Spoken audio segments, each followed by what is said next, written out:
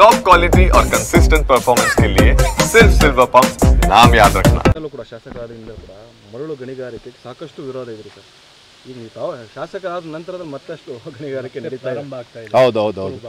ನಾನು ಕೂಡ ನಿನ್ನೆ ಮೊನ್ನೆಯಿಂದ ಇವತ್ತು ಇನ್ಸ್ಪೆಕ್ಟ್ರು ಕೂಡ ಮಾತಾಡಿದೆ. ತಾಲೂಕಲ್ಲಿ ಮರಳು ಗಣಿಗಾರಿಕೆನ ನಾನು ಪ್ರಾರಂಭ ದಿನಗಳಲ್ಲೂ ವಿರೋಧ ಮಾಡ್ಕೊಬಂದವನು. ಇತ್ತೀಚಿನ ದಿನಗಳಲ್ಲಿ ಮತ್ತೆ ಗಣಿಗಾರಿಕೆ ಪ್ರಾರಂಭ ಆಗಿದೆ ಅಂತ ಹೇಳ್ತಾ ಇದ್ದಾರೆ. ಈ ಕಣ್ವ ನದಿಗೆ ಉದ್ದಕ್ಕೂ ಚೆಕ್ ಡ್ಯಾಮು ಮತ್ತು ಈಗ ಮೋರಿಗಳನ್ನು ಆ ಕಡೆ ಈ ಕಡೆ ಕಟ್ತಾ ಇದ್ದೀವಿ. ನದಿ ಪಾತ್ರ 1/3 ಆಗೋಗಿದೆ. ಯಾಕಂದರೆ ಮರಳು ಗಣಿಗಾರಿಕೆಯಿಂದನೇ. ಈಗ ನಾನು ವೈಟೇಳಿಗೆ ಹೋಗಿದ್ದೆ, ಅಲ್ಲಿ ಇವತ್ತು ಕಾಂಕ್ರೀಟ್ ನಡೀತಾ ಇದೆ.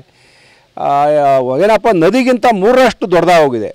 ಮರಳು ಗಣಿಗಾರಿಕೆ ಮಾಡೋದ್ರಿಂದಲೇ ನಮ್ಗೆ ಇಷ್ಟು ಅನಾಹುತ ಆಗ್ತಾ ಇರೋದು.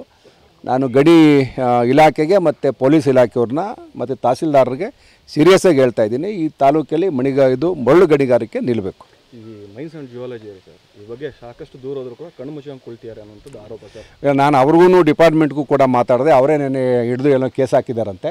ಅವರು ಇಲ್ಲ, ಎಲ್ಲ ಡಿಪಾರ್ಟ್ಮೆಂಟನ್ನು ಕೋಆರ್ಡಿನೇಟ್ ಮಾಡಿ ಒಂದು ಮೀಟಿಂಗ್ ಕರೆದು ಸೀರಿಯಸ್ಸಾಗಿ ಅದ್ರ ಬಗ್ಗೆ ಕ್ರಮ ತಗೋತೀವಿ ಸರ್. ಅಂದರೆ ಇದರಿಂದ ಕೆಲವೊಂದು ಜಮೀನುಗಳೇ ಹೌದು. ಹಾಗಾಗಿ ಅಂಥವ್ರಿಗೆ ಏನು ಹೇಳ್ತೀರಿ ಸರ್ ಮಾಡುವಂಥವ್ರಿಗೆ? ಇಲ್ಲ ರೀ, ಈಗ ಮರಳು ಗಣಿಗಾರಿಕೆ ನಾವೇನು ಎನ್ಕರೇಜ್ ಯಾವುದೇ ಕಾರಣಕ್ಕೂ ಮಾಡಲ್ಲ, ನಾವು ಸಪೋರ್ಟು ಮಾಡಲ್ಲ. ಯಾವ ಪೊಲೀಸ್ನವ್ರಿಗೂ ಕೂಡ ಇದನ್ನು ಮಾಡಿ ಇದಕ್ಕೆ ಉತ್ತೇಜನ ಕೊಡಬೇಡಿ ಅಂತಲೇ ಹೇಳ್ತಾ ಇದ್ದೇನೆ. ಇವತ್ತು ಇಲ್ಲಿ ಸಬ್ ಇನ್ಸ್ಪೆಕ್ಟ್ರು ಕೂಡ ಇವಾಗ ಮಾತಾಡಿದ್ವಿ, ನಾವು ಯಾವುದೇ ಕಾರಣಕ್ಕೂ ಈ ಭಾಗದಲ್ಲಿ ಅದಕ್ಕೆ ಅವಕಾಶ ಕೊಡಬೇಡಿ ಅಂತ ನಿಲ್ಲಿಸ್ತೀವಿ. ನಮಸ್ಕಾರ ಸರ್. ನೆನ್ನೆ